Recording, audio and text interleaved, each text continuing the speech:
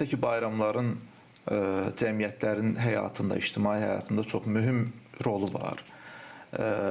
Dini və ya dini olmayan bayramlar fərq eləməz. Bütün bayramlar bu baxımdan belədir.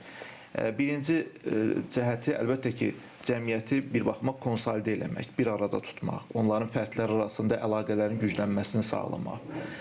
Digər tərəfdən o kimliyi, aidiyyət duyğusunu təmin eləmək. Çünki cəmiyyətdə insanlar bir cəmiyyətin parçası olduğuna hiss eləməlidir, ona aid olduğunu hiss eləməlidir. Bayramlardır, matəmlərdir, cəmiyyət həyatındakı mühüm tarixi hadisələr bu aidiyyət duyğusunu möhkəmləndirir. Təsadüfi deyil ki, bizim keçdiyimiz Sovet dövründə 70 il boyunca cəmiyyətdən dini bayramları, dini ənənələrə söykənən bayramlar aradan qaldırılsa da, Novruz ənənəsini xalqımız yaşadıbdır. Bəli. Novruz ənənəsi sayəsindədir ki, o milli kimlikdən qopmadan, milli ənənəni davam etdirərək öz müstəqil kimliyini, milli kimliyini formalaşdıra bilir.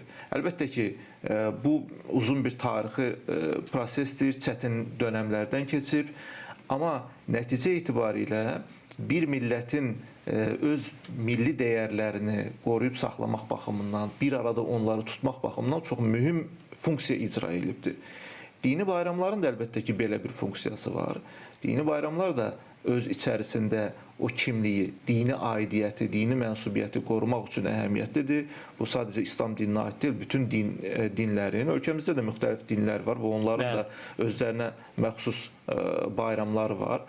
O bayramlar onlar üçün də eyni zamanda bir aidiyyət duyğusunu möhkəmləndirir və nəticədə onların öz davamlılıqlarını təmin etmək üçün bir fürsətə çevrilir. Əslində, bayramların digər bir xüsusiyyəti də o tarixi ardıcıllığı təmin etməkdir. Yəni, nəsildən nəsilə ötürülən bir adət-ənənənin davamıdır.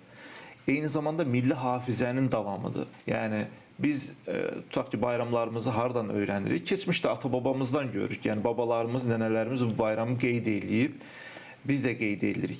Nəticə itibarilə o keçmişlə bir əlaqənin yaranmasına gətirib çıxarır.